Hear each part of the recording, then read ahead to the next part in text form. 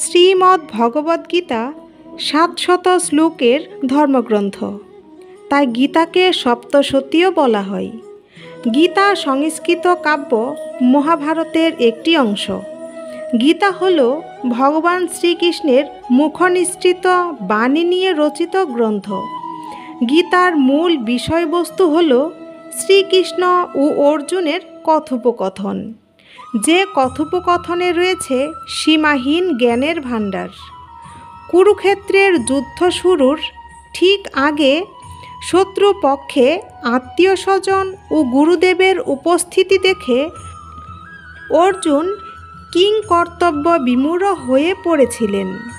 এই সময়ে শ্রীকৃষ্ণ তাকে ক্ষত্রিয় যোদ্ধার ধর্ম স্মরণ করিয়ে দিয়েছেন এবং বিভিন্ন প্রকার যুগশাস্ত্র ও বৈদান্তিক দর্শন ব্যাখ্যা করে তাকে যুদ্ধে যেতে উৎসাহিত করেন।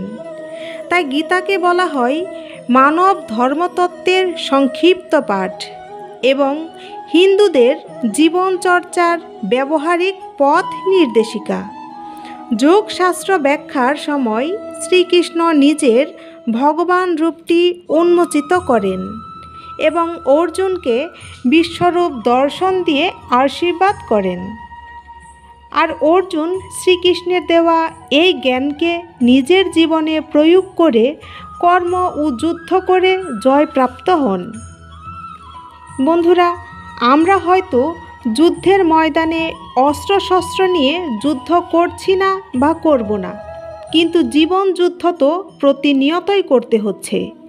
আর এই জীবনে কষ্ট, হতাশা, রোগ সুখ, দুঃখের সাথে যে ব্যক্তি যুদ্ধ করে পরাজিত হয় সে জীবনে কিছুই লাভ করতে পারে না, তার জীবন বৃথা। কিন্তু জীবনের এই সকল সমস্যার সাথে যুদ্ধ করে জীবনকে সুন্দরভাবে কাটানোর উত্তম মাধ্যম হলো গীতার জ্ঞান। গীতার জ্ঞান অর্জন করে সেই অনুযায়ী কর্ম করলে জীবন হবে অতি সুখময়। নমস্কার বন্ধুরা, বৈদিক নলেজ ইউটিউব চ্যানেলের আজকের ভিডিওতে আপনাকে জানাই স্বাগতম। আজকের ভিডিওতে আমি আপনাদের বলবো যে গীতা পাঠ না করলে কি পাপ হয়, আর কেনই বা গীতা প্রতিদিন পাঠ করা উচিত সকল সনাতনীর।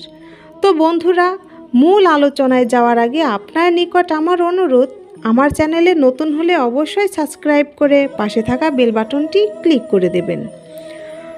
বন্ধুরা, অত্রি সংহিতায় একটা শ্লোক রয়েছে যে জন্ম না জায়তে শূদ্র সংস্কারাৎ দ্বিজ উচ্যতে, অর্থাৎ সকল মানুষই শূদ্র হয়ে জন্মগ্রহণ করে, সংস্কার এবং জ্ঞান অর্জন করে বিদ্বান হতে হয়।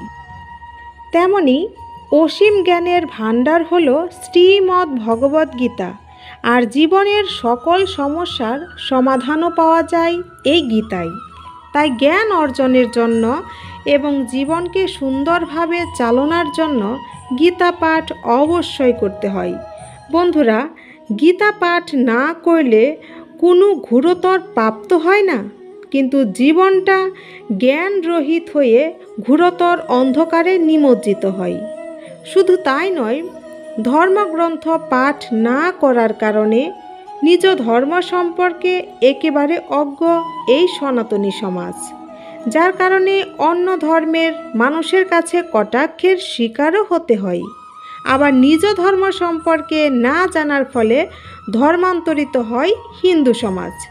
তাই ধর্ম সম্পর্কে জানতে গীতা পাঠের গুরুত্ব অপরিসীম। সনাতন ধর্মের প্রধান শাস্ত্র হল বেদ, আর এই বেদ এবং বেদাদি সকল গ্রন্থ পাঠের প্রতি আগ্রহ হতে পারে গীতা পাঠের মধ্য দিয়ে, কারণ গীতাতেও বারবার বেদাদি শাস্ত্রের কথা উল্লেখ করেছেন। তাই সনাতন ধর্মের নিগূঢ় তত্ত্ব ও সকল বিষয়ে জ্ঞান অর্জনের জন্য প্রতিদিন গীতা পাঠ করা উচিত। আর ঘরে গীতা আছে শুধু ফুল জল দিয়ে পূজা করলেই বরং পাপ হবে, যদি না সেটার প্রকৃত ব্যবহার না হয়। কারণ গ্রন্থ পাঠ করে জ্ঞান অর্জন করতে হয়, পূজা দিয়ে নয়। পূজা করলে জ্ঞান অর্জন হবে না। তাই কম করে হলেও প্রতিদিন 2 থেকে 4টা শ্লোক অর্থসহ বুঝে পাঠ করা উচিত। বন্ধুরা, এর আগেও কয়েকটি ভিডিওতে আমি গীতা পাঠের নিয়ম এবং উপকারিতা সম্পর্কে আলোচনা করেছি।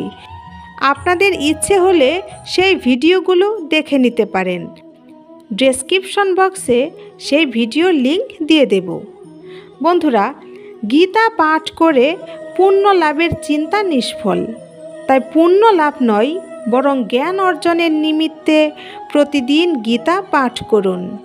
প্রথম প্রতিদিন তেমন ভালো নাও লাগতে পারে বা মন নাও বসতে পারে, কিন্তু কিছুদিন পাঠ করলে অভ্যাসে পরিণত হয়ে গেলে শত ব্যস্ততার মধ্যেও গীতা পাঠ করার মানসিকতা আপনার চলে আসবে। আর আপনি প্রতিদিন একটু একটু করেও সম্পূর্ণ গীতা যখন শেষ করে ফেলবেন পাঠ করে, তখন আপনি গীতার মাহাত্ম্য জীবনে ধারণ করে জীবনকে অতি সুখময় এবং সুন্দর করে গড়ে তুলতে পারবেন। তাই বন্ধুরা, আমি আশা করব আপনারা যারা এখনও গীতা ক্রয় করেননি বা গীতা পাঠ করেননি, তারা দোকান থেকে ছোট্ট একটি গীতা হলেও ক্রয় করবেন।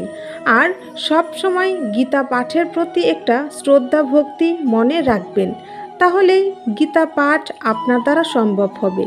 আর একবার যদি আপনি গীতা পাঠ করা শুরু করেন বা আপনার ভালো লাগে, তাহলে আপনি গীতা পাঠ করে জ্ঞান অর্জনের পাশাপাশি সেই জ্ঞান আপনি প্রচারেও দেখবেন যে একনিষ্ঠ হয়ে গেছেন।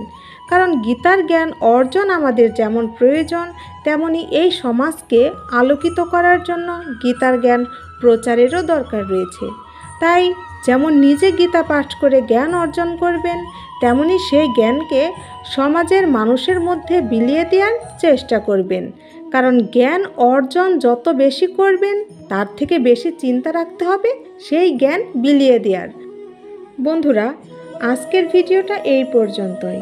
আজকের ভিডিওটা যদি আপনার ভালো লাগে, তাহলে অবশ্যই একটা লাইক কমেন্ট করবেন আর পরিচিতজনদের সাথে শেয়ার করবেন। সম্পূর্ণ ভিডিওটা দেখার জন্য আপনাকে আরও একবার ধন্যবাদ। নমস্কার সবাইকে।